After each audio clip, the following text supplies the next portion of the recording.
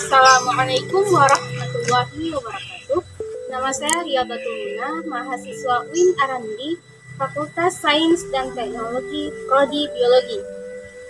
Saya akan menjelaskan komoditas pertanian di Gampong Blangkaring, Kecamatan Nisam, Kabupaten Aceh Utara. Selamat menyaksikan. Gampong Blangkaring, Kecamatan Nisam, Kabupaten Aceh Utara, tepatnya kampung kelahiran orang tua saya, adalah tempat yang sangat asri dan sejuk karena terdapat banyak sawah dan kebun yang berada di tengah-tengah bukit. Di pertengahan Gampong Blangkaring terdapat anak sungai sebagai sumber air yang dibutuhkan untuk menanam padi di sawah. Berikut ini merupakan salah satu lokasi dari salah satu warga setempat, tepatnya milik pribadi.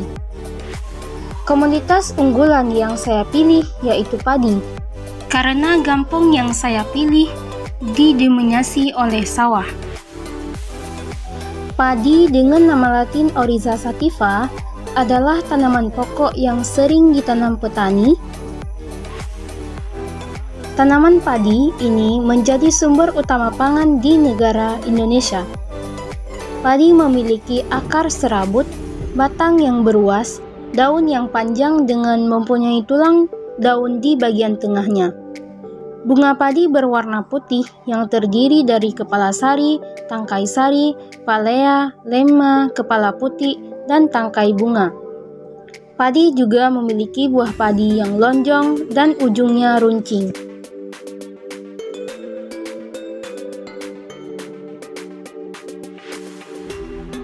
Padi di sawah. Pertama, tanah dibajak dan diratakan.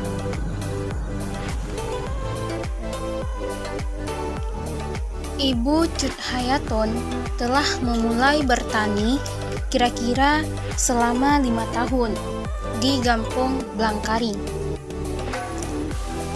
Langkah pertama yang dilakukan yaitu dengan membajak sawah dan diratakan, lalu dibiarkan beberapa hari agar tanah membusuk.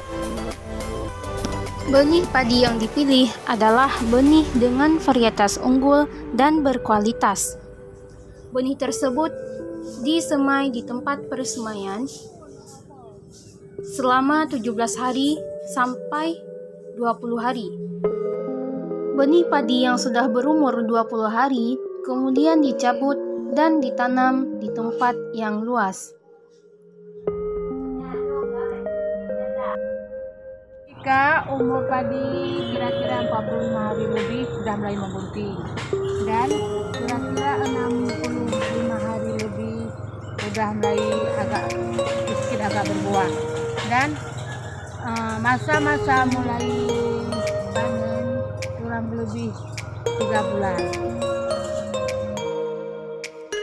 Setelah padi ditanam ke ladang yang luas, sesudah sekitaran 3-4 hari, padi diberikan pupuk yang seimbang. Urea, pupuk ZA,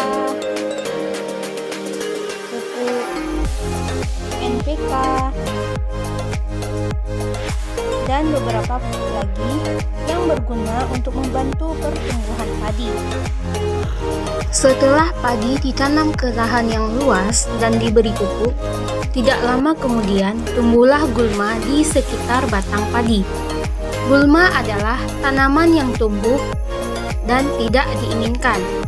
Gulma ini dia berperan menyerap unsur hara dan nutrisi yang seharusnya diserap oleh padi, sehingga gulma menjadi cepat tumbuh daripada padi. Hal ini dapat menyebabkan padi menjadi kurang unsur hara dan cepat diserang oleh hama. Adapun cara pengendalian gulma ini yaitu dengan mencabutnya dan memasukkan ke dalam tanah, sehingga gulma tersebut menjadi busuk dan sekaligus dapat menjadi pupuk organik bagi tanaman padi.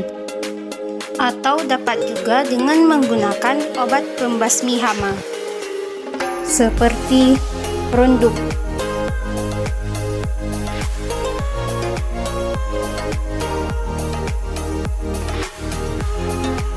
Produksi dan produktivitas padi di Indonesia seringkali mengalami penurunan.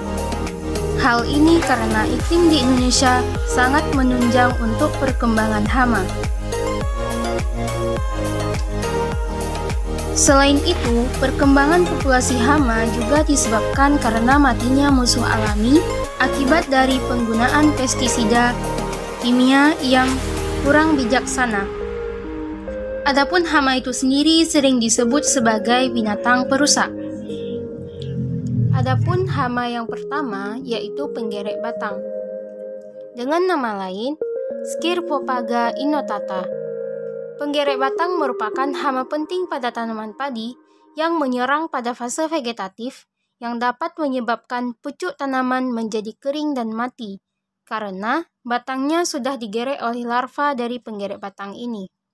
Adapun gejala yang timbul pada fase ini yaitu dikenal dengan untuk pengendaliannya, hama ini dapat dikendalikan dengan menggunakan pestisida yang berbahan aktif karboforan seperti furadan dan karbosulfan seperti Marshal, atau bisa juga menggunakan agensi hayati seperti Trichoderma.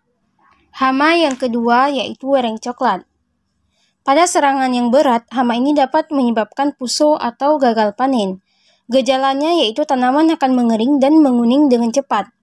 Adapun pengendaliannya bisa dengan menanam varietas tahan, penanaman serentak, dan penggunaan agensi hayati seperti penggunaan Beauveria bassiana. Hama selanjutnya adalah wereng hijau. Hama ini merusak tanaman dengan menghisap pinggiran daun sampai daun mengering hingga oranye. Serangan hama ini dapat membuat tanaman menjadi kerdil dan anakan menjadi berkurang. Pengendaliannya dapat dengan menggunakan furadan, menanam secara serentak, dan pupuk secara seimbang. Selanjutnya, hama yang paling penting pada tanaman padi yaitu keong emas. Hama tanaman ini dapat merusak tanaman padi pada usia muda. Tanaman yang diserang hama ini akan habis dimakan oleh keong emas. Umumnya, keong emas menyerang pada umur 15 hari setelah tanam.